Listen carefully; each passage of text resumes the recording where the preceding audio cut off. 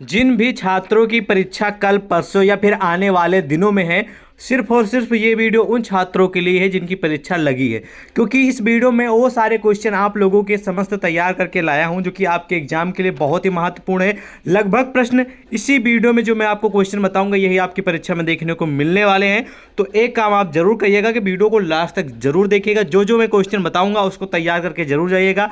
भरोसा मैं आपको दिला रहा हूँ, गारंटी देता हूँ हर पेपर की तरह कि इसमें भी आपके लगभग प्रश्न मेरे द्वारा ही बताए आएंगे जैसा कि पिछले पेपर में आए हैं। तो चलिए वीडियो को शुरू करते हैं। एक बात जरूर ध्यान से रखिए, अगर परीक्षा में अगर अच्छे से पास होना चाह रहे हैं, अगर आपको परीक्षा से पहले यह जानकारी हो जाए कि कौन से परीक्षा में प्रश्न आने वाले हैं तो कितनी अच्छी बात है। तो आपको वही मैं आपको बताने वाला हूं कि कौन कौन से प्रश्न आने वाले हैं। तो चलिए वीडियो को शुरू करते हैं। नमस्कार दोस्तों, मैं संदीप, स्वागत है आप सभी का आपके अपने चैनल सक्सेस टू पर। आज की इस वीडियो में बात करेंगे जो भी हमारे बीए थर्ड ईयर यानी कि बीए तृतीय वर्ष के छात्र हैं जिनका सब्जेक्ट राजनीतिक शास्त्र यानी कि पॉलिटिकल साइंस है और उनका द्वितीय प्रश्न पत्र सेकेंड पेपर है, राजनीतिक शास्त्र का सेकेंड पेपर है। ठीक है, और सेकेंड पेपर का नाम है भारतीय राजनीतिक विचारक, भारतीय राजनीतिक विचारक।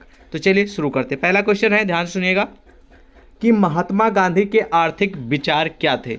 तो महात्मा गांधी जी जो थे उनके आर्थिक विचारों के बारे में आपको वर्णन करना है, उनके आर्थिक विचार बताना है। तो कुछ क्वेश्चन का उत्तर भी हम आपको बताएंगे और समझाने का भी प्रयास करेंगे कि कैसे आपको शॉर्ट में उत्तर लिखना है। ठीक है, ये प्रश्न आपके अति लघु उत्तर में भी आ सकते हैं, लघु उत्तर में आ सकते हैं, दीर्घ उत्तर में आ सकते हैं। इसलिए जिस भी प्रश्न को मैं बताऊंगा उन सभी का उत्तर आप लोग डिटेल से पढ़ेंगे, अच्छे से पढ़ेंगे। ठीक है, और इन सभी प्रश्नों का उत्तर आपको गूगल पे सर्च कर लेना है या फिर आपको बुक है तो उसमें पढ़ लीजिएगा, सीरीज है तो उसमें ढूंढ के पढ़ लीजिएगा। ठीक है, तो महात्मा गांधी के कुछ आर्थिक विचार हैं जो कि हम नंबर वाइज में रखेंगे। नंबर 1 पे लिखेंगे आप लोग कुटीर उद्योग धंधे, ये है आर्थिक विचार। कुटीर उद्योग आप लोग कर सकते हैं। ठीक है, इन्होंने बताया था गांधी जी ने। और दूसरा इन्होंने बताया था पूंजीवाद के विरोधी। और नंबर 3 पे इन्होंने रखा था आर्थिक स्वावलंबन, आर्थिक स्वावलंबन। और नंबर 4 पे इन्होंने रखा था विज्ञान के आविष्कारों का उचित उपयोग। और नंबर 5 पे खादी कार्यक्रम। तो ये इनके कुछ 5, हालांकि कई सारे हैं लेकिन आप 5 इनके लिख दीजिएगा, आपको पूरे नंबर मिल जाएंगे। 5 इनके जो आर्थिक विचार हैं, इन सभी उत्तर आप लोग को क्वेश्चन बैंक में या फिर आप लोग इंटरनेट पर सर्च करके पढ़ लीजिएगा। ठीक है, मेन काम मेरा है कि आपको महत्वपूर्ण प्रश्न बताना परीक्षा के लिए, तो ये महत्वपूर्ण है। दूसरा क्वेश्चन भी महत्वपूर्ण है कि भारतीय पुनर्जागरण के क्या कारण थे, भारतीय पुनर्जागरण के क्या कारण थे वो आपको लिखना है। ठीक है, ये भी आपकी परीक्षा के लिए महत्वपूर्ण है। ठीक है, तो चलिए इसका उत्तर हम आपको थोड़ा एक्सप्लेन कर दें कि आप लोग पढ़ लेंगे, खुद ही पढ़ लेंगे तो ज़्यादा बेटर रहता है और आंसर बताने में थोड़ा ज़्यादा टाइम वेस्ट होता है। तो इसलिए मैं चाहता हूं कि आप लोग को ज़्यादा समय नष्ट ना हो। ठीक है, फिलहाल मैं आपको कुछ कारण बता दे रहा हूं। नंबर 1 पे लिखिएगा, ध्यान सुनिएगा। नंबर 1 पे लिखना है आपको यातायात तथा संचार सुविधा का विकास। नंबर 2 आपको लिख देना है जातीय भेदभाव। नंबर 3 पे आपको लिख देना है आर्थिक शोषण। नंबर 4 पे आप लोग लिख दीजिएगा भारत का गौरवपूर्ण अतीत। और नंबर 5 पे आप लोग लिख दीजिएगा सामाजिक धार्मिक सुधार आंदोलन। अगर आप 5-6 भी लिख देंगे तब भी आपको पूरे नंबर मिल जाएंगे, कोई हेडेक वाली बात नहीं है। इतना भी लिख देंगे तब भी आपको। तो ये महत्वपूर्ण प्रश्न है, इसको भी तैयार कर लीजिएगा। और गांधी जी से जुड़े करीब करीब मैं आपको पहले ही जैसे ऊपर क्वेश्चन आपने देखा महात्मा गांधी जी से जुड़ा, तो महात्मा गांधी से जुड़े करीब करीब आपको 12 से 15 नंबर के क्वेश्चन आपको देखने को मिलेंगे, इससे ज़्यादा ही होगा। ठीक है, करीब करीब 3 से 4 क्वेश्चन आएंगे। ठीक है, ध्यान रखेंगे। तो गांधीवाद से आप क्या समझते हैं इसके बारे में आपको लिखना है, ये भी आपकी परीक्षा के लिए महत्वपूर्ण है। तो गांधीवाद का मतलब होता है कि गांधी जी ने कुछ सिद्धांत बताए थे, उन्हें सिद्धांतों को पूर्ण मानते हुए उसी मार्ग पर चलना गांधीवाद है। ठीक है, इस प्रकार आप लोग समझ लीजिए, जैसे कि कोई नियम कानून बनाए है गांधी जी ने, उसी के रोड पे उसी के हिसाब पे चलना ही गांधीवाद कहलाता है। अगला प्रश्न महत्वपूर्ण है कि ब्रह्म समाज के संस्थापक कौन थे। ये इसका उत्तर आपको बताने की आवश्यकता नहीं, आप जानते हैं ब्रह्म समाज के संस्थापक कौन है। तो ब्रह्म समाज के संस्थापक जो हैं वो राजा राम मोहन राय द्वारा ब्रह्म समाज की स्थापना की गई थी। किसके द्वारा? राजा राम मोहन राय के द्वारा।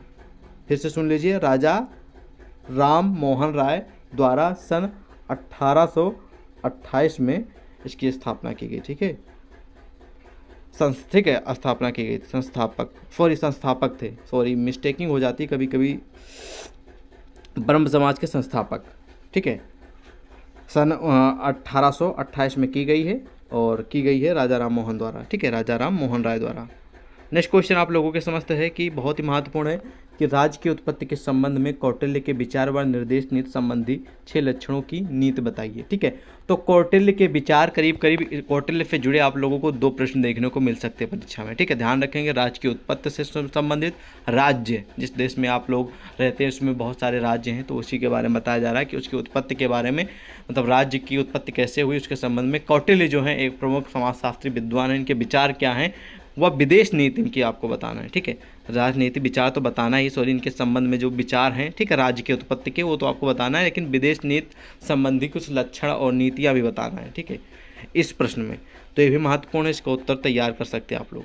अगला प्रश्न है कि स्वामी दयानंद सरस्वती की प्रमुख रचना, ठीक है, प्रमुख रचना के बारे में आपको बताना है, ठीक है। स्वामी दयानंद सरस्वती की प्रमुख रचना के बारे में, महत्वपूर्ण रचनाएं हो सकता है आज आपकी परीक्षा में, महत्वपूर्ण प्रश्न ये भी है। तो इनकी कुछ प्रमुख रचनाएं जो कि मैं आपको बता दे रहा हूँ। नंबर 1 पे आप लोग लिख दीजिएगा, नंबर 1 पे लिखिएगा सत्यार्थ प्रकाश, नंबर 2 पे आप लोग लिखिएगा संस्कार विधि, नंबर 3 पे आप लोग लिख दीजिएगा पंचमहायज्ञ विधि, ठीक है। और कितने हो गए? 3।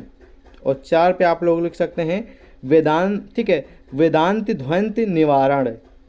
तो आप लोग 4 भी लिख देंगे, आपको पूरे नंबर मिल जाएंगे, ठीक है। स्वामी दयानंद सरस्वती की प्रमुख रचनाएं थी। नेक्स्ट क्वेश्चन आप लोगों के समझते हैं कि एक समाज सुधारक के रूप में गोखले के विचार बताना है। मान लीजिए समाज को सुधारने के लिए कौन कौन से विचार रखे हैं गोखले जी ने। गोखले जी ने आप लोग जानते ही कौन है, ठीक है, और इनके आपको विचार बताना है। भी महत्वपूर्ण प्रश्न है एग्जाम के लिए, इसका भी आप लोग उत्तर तैयार कर लीजिएगा, ठीक है। और नेहरू यानी कि पंडित जवाहरलाल नेहरू जी से जुड़े करीब करीब आपको 15 नंबर के क्वेश्चन आएंगे, 12 से 15 नंबर के देखने को मिलेंगे, करीब 2 से 3 क्वेश्चन आएंगे, ठीक है, नेहरू जी से जुड़े। वो धर्म की निरपेक्षता से जुड़ा हो सकता है, उस समाज सुधारक के रूप में पंडित जवाहरलाल नेहरू के विचार बताइए, ऐसा प्रश्न हो सकता है। तो बहुत सारे प्रश्न बन सकते हैं, तो नेहरू जी से जुड़े सारे प्रश्न पढ़ दीजिएगा, जो मैं आपको इस वीडियो में बता रहा हूँ उनको भी तैयार कर लीजिएगा, ठीक है। नेक्स्ट क्वेश्चन है कि राष्ट्रवाद पर अरविंद घोष के विचार। राष्ट्रवाद पे अरविंद घोष, इनके विचार आपको बताना है, ठीक है, कौन कौन से विचार हैं। महत्वपूर्ण इतना नहीं, लेकिन कभी कदार आता, आप लोग इग्नोर भी कर सकते हैं, पढ़ भी सकते हैं इसका उत्तर। नेक्स्ट क्वेश्चन है कि प्रजातंत्र पर जवाहरलाल नेहरू के विचार बताइए। मैंने आपको बता रखा है कि पंडित जवाहरलाल नेहरू जी से जुड़े आपको कई प्रश्न देखने को मिलेंगे, तो दूसरा प्रश्न यहाँ पर है प्रजातंत्र पर जवाहरलाल नेहरू के विचार आपको बताना है, ठीक है, तैयार कर लीजिएगा, महत्वपूर्ण प्रश्न है। नेक्स्ट क्वेश्चन आपको दिख रहा है कि तिलक के राष्ट्रवाद एवं स्वराज्य की विवेचना कीजिए। ये भी कहीं ना कहीं इंपॉर्टेंट है, लेकिन मोस्ट इंपॉर्टेंट नहीं कहेंगे, लेकिन इंपॉर्टेंट कैटेगरी में हमने रखा है इसको, ठीक है। अब नेक्स्ट क्वेश्चन की ओर बढ़ते हैं। नेक्स्ट क्वेश्चन कह रहा कि राजा राम मोहन राय के राजनीतिक विचार लिखिए। तो राजा राम मोहन राय के जो राजनीतिक विचार हैं उनके बारे में आपको एक्सप्लेन करके लिखना है।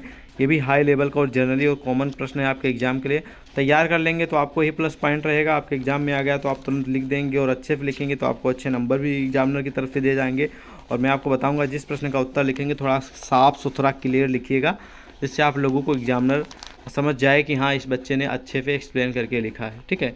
फिलहाल किसी दिन हमारी वीडियो आएगी कैसे आप लोग को लिखना है, कैसे एग्जामिनर आपको नंबर किस हिसाब से देता है। आप भले ही सही उत्तर लिखे हों, लेकिन आपको पूरे नंबर एग्जामिनर नहीं देगा। किस लिए नहीं देगा, वो कारण क्या है, हम आपको आने वाले दिनों में बताएंगे, ठीक है। और आप लोग कुछ थोड़ा बना के भी लिख देंगे, कुछ शब्द ही लिख देंगे, तब भी आपको एग्जामिनर पूरे नंबर दे देगा। वो किस वजह से आपको पूरे नंबर दे देगा, क्या ट्रिक है, ये भी हम आपको बताएंगे आने वाले दिनों में, ठीक है।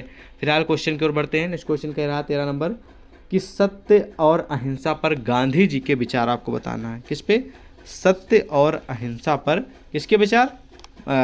महात्मा गांधी जी के विचार के बारे में आपको बताना है। महत्वपूर्ण प्रश्न एग्जाम के लिए, तैयार कर लेंगे तो आप लोगों के लिए प्लस पॉइंट रहेगा, और इसका उत्तर हम आपको थोड़ा बताने का प्रयास करेंगे, ध्यान से सुनिएगा। तो आप लोग विचार में इनके लिख सकते हैं, उत्तर में लिख सकते हैं इस प्रकार कि सत्य और अहिंसा एक अन्योश्रित संबंध है। सत्य में ईश्वर का वास होता है। किसमें? सत्य में ईश्वर का वास होता है। गांधी जी ने इस सत्य के आचरण को ही धर्म माना है।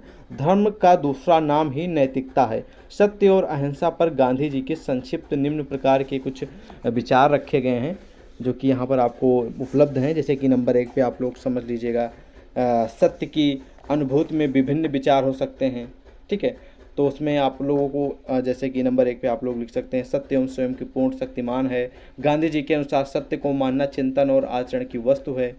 तो इस प्रकार इसका उत्तर आप लोग अच्छे से लिख लीजिएगा। बहुत ही महत्वपूर्ण प्रश्न है, एग्जाम के लिए तैयार कर लेंगे तो आपके काफ़ी नंबर पक्के होने वाले हैं। प्रश्न ज़्यादातर परीक्षा में आता रहता है, तो 5 नंबर आपके पक्के हो जाएंगे। ठीक है, और नेक्स्ट क्वेश्चन आप लोगों की समझते हैं कि स्वामी विवेकानंद के सामाजिक एवं राजनीतिक विचारों के बारे में लिखना। तो स्वामी विवेकानंद जी हैं, इनके सामाजिक विचार क्या हैं और राजनीतिक विचार क्या हैं, उसके बारे में आपको एक्सप्लेन करके लिखना। बहुत ही टॉप लेवल का, हाई लेवल का प्रश्न है। ठीक है, और गोपाल कृष्ण गोखले के राजनीतिक विचार, ये इतना इंपॉर्टेंट नहीं, कभी आता कभी नहीं आता, लेकिन फिर भी मैंने इसमें इंक्लूड कर दिया है ताकि आप लोग इसके पास समय हो तो इसको भी तैयार कर सकें। ठीक है, और महाभारत से जुड़ा एक आध प्रश्न आपको देखने को मिल सकता है, क्योंकि ये टॉपिक में मैंने देखा है कि महाभारत से जुड़े आपको 1-2 प्रश्न देखने को मिल सकते हैं।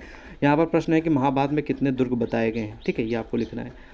और नेक्स्ट क्वेश्चन बहुत ही हाई लेवल का है कि आर्य समाज के संस्थापक कौन है। ये आप सभी को मालूम होगा, आर्य समाज के संस्थापक कौन है। जिन छात्रों को मालूम वैसे कमेंट करके आप लोग ट्राई जरूर करा करिए कि कौन सा उत्तर सही होगा। तो आर्य समाज के संस्थापक जिनको मालूम है कमेंट में बता दीजिएगा। फिलहाल चलिए हम आपको बता देना है कि आर्य समाज के संस्थापक कौन है। ध्यान से सुनिएगा। ठीक है, बहुत ही महत्वपूर्ण और जनरली क्वेश्चन है। ठीक है, आर्य समाज के संस्थापक जो हैं वो स्वामी दयानंद सरस्वती जी थे। ठीक है, कौन थे? स्वामी दयानंद सरस्वती जी थे। ओके, जिस प्रकार लूथर ने शाश्वत सत्य के सहारे बाइबिल के सिद्धांतों का समर्थन किया, उसी प्रकार दयानंद यानी कि स्वामी दयानंद सरस्वती जी ने सनातन सत्य को वेद ज्ञान के अनुसार जीवन में उतारा। आर्य समाज ने 1905 में बंगाल के विद्रोह का मार्ग प्राप्त किया था। तो इस प्रकार आप लिखेंगे, और इनके संस्थापक मैंने आपको बता दिया, दयानंद सरस्वती जी। नेक्स्ट क्वेश्चन आपको देखने को मिल रहा है कि प्राचीन भारत में राज्य के प्रमुख कार्य के बारे में लिखिए। तो प्राचीन भारत यानी करंट का भारत। ठीक है, सॉरी फिर से क्वेश्चन रिपीट कर रहे हैं। प्राचीन भारत की बात हो रही है, हमने गलती से करंट के बारे में बात किया, प्रेजेंट के बारे में। ठीक है, प्राचीन भारत में राज्य के प्रमुख कार्यों का उल्लेख कीजिए। आप लोग ने हिस्ट्री तो पढ़ी होगी ना, प्राचीन हिस्ट्री, प्राचीन इतिहास। ठीक है, तो वही क्वेश्चन पूछता है कि प्राचीन भारत में जो कार्य हुआ करते थे राज्य के, उसके बारे में आपको लिखना है। नेक्स्ट क्वेश्चन आप लोगों का है रनाडे। ये भी इतना इंपॉर्टेंट है, आप इग्नोर कर सकते हैं, कभी कदार आता, हमेशा नहीं आता, आप इसे इग्नोर भी कर सकते हैं। मनोदंड, ये भी इतना इंपॉर्टेंट है, लेकिन इस वीडियो मैंने इसलिए इंक्लूड कर दिया कि आपके पास समय हो तो इसका उत्तर तैयार कर लें। महत्वपूर्ण कैटेगरी में आता, टॉप लेवल की कैटेगरी में तो नहीं, लेकिन महत्वपूर्ण कैटेगरी में है क्वेश्चन। ठीक है, और नेक्स्ट क्वेश्चन बहुत ही सिंपल है और आप लोगों को मालूम भी होगा, नहीं मालूम तो मैं आपको बता दे रहा हूँ, लेकिन इंपॉर्टेंट है, एग्जाम में अक्सर देखने को मिल जाता है। ठीक है, भारत की खोज किसकी रचना है?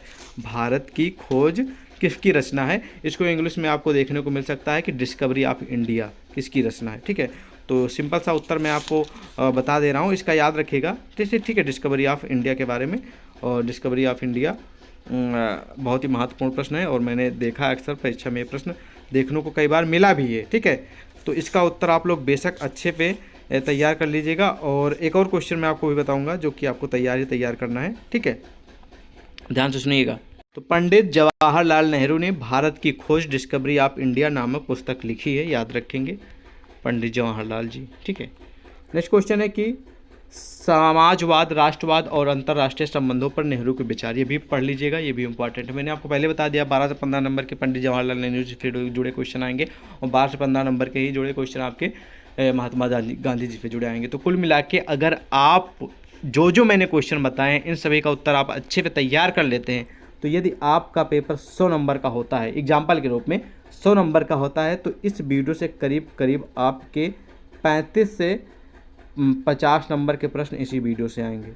यदि आपका पेपर 50 नंबर का होता है तो इस वीडियो से करीब करीब 25 से 30 नंबर के प्रश्न आएंगे। ये 70 नंबर का होता है तो करीब आपकी परीक्षा में इसी वीडियो से 30 से 40 नंबर के प्रश्न आएंगे, गारंटी सहित। और भी क्वेश्चन आप अपने बुक से, सीरीज से, इंटरनेट पर तैयार कर लीजिएगा।